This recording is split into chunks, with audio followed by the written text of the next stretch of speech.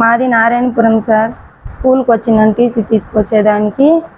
మా పిల్లల భవిష్యత్తుకు హాస్టల్లో చేర్పించేసి పోతాము అంటే ఈ మారి అప్పు ఇచ్చినారు.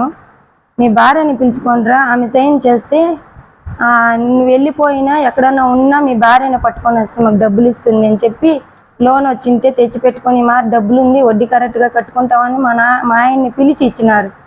సరే ఇస్తాము అంటే వినలేదు. టీసీ తీసుకొని బయట వస్తే చీటీని చింపేదానికి చేయలేసి పెరకలాడి దాన్ని నలిపేసిండారు. ఈ మారి చేసిండారు. చీరనంతా పెరికి కట్టి చెట్టుకు కట్టేసిన చెప్తే కూడా వినలేదు. మేము ఊరికి పోయేదానికి లేదు, వచ్చేదానికి లేదు. వాళ్ళ తమ్ముడికి 16 లక్షలు తీయిచ్చి మా ఆయన ఈ మారి అయిపోయినాడు. నా మొగుడు ఒకప్పుడు బాగా బతికినాడు కాబట్టి మా భయానికి మా ఇంటి ఆయన ఎత్తుక్కొని వచ్చి కొట్టిరి, ఎంగిలోంచిరి, అన్నీ చేసిరి. మేము సాయాలన్నా బతకన్నా చంపేస్తామని బెదిరిస్తున్నారు. మా పిల్లలు ఎంత దారుణంగా భయపడినారు. వేరే వాళ్ళ ఇంట్లో వదిలి మా పిల్లల్ని మేము సాక్కుంటాం, హాస్టల్లో వేసేసి పోతాము అని వచ్చినాను. భయపడుకొనే వచ్చినాను ఈ మారి చేస్తారని. నన్ను కట్టేసి అతి దారుణంగా లోపలంతా గాయాలయ్యా మారి కొట్టినారు. మా పిల్లోడు ఏడుస్తూ ఉంటే రోడ్ సైడ్కి వీడ్ చేసి కట్టేసి కొట్టినారు. నేను చెప్తానే ఉన్నా కొట్టొద్దండా, ఇస్తాము లోన్ వస్తుంది అనేసి. మా పాపకు వచ్చి ముని వెంకటమ్మ, మునికెన్నప్ప, జగదీశ్వరి, రాజ మమ్మల్ని మారి చేస్తూ ఉన్నారు. వీళ్ళే కాదు ఇంకా అప్పులు తీసుకుండే వాళ్ళు 1 లక్ష అంటే మాది 2 లక్షలు, మాది 3 లక్షలు అని మారి చెప్తా ఉన్నారు. మేమేం కావాలా సార్? నాకు తండ్రి లేదు, తల్లి వయసు అయిపోయింది, కూడా పుట్టిన అన్న లేదు, తమ్ముడు లేదు, ఒకే ఒక కూతురు, నాకు 3 పిల్లోళ్ళు. మేమేం చేయలేదు. చేసిన్నాడు అప్పు, తెలుసో తెలియక చేసేసాం.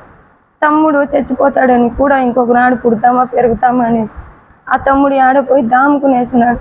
నేను మా ఇంటైన గొడవలు పడి మా సంసారంని నీసుకుంటుంది. వాడి తమ్ముడి నుంచి మా సంసారమే పోయింది. ఈ మారి బట్టలు పేసి ఇంత దారుణంగా ప్రవర్తించాడు. నిన్న కట్టేసి చెట్టుకేసి చేయిలా ముందుకెట్టే కొట్టినారు. మా కొడుకు ఏడుస్తూ ఉంటే కూడా వదలలేదు. 4 చేరుకొని మారి చేసినారు. ఊర్లో పెద్ద మనుషులు కానీ ఎవరు కానీ అడ్డు రాలేదు. ప్రతి ఒక్క ఆడది 200 మంది చూసుకొని వెళ్ళిపోయినారు. ఎవరో నీతికి పడిన వాళ్ళు వీడియో తీసి మారి పెట్టినారు. నాకు తెలియదు.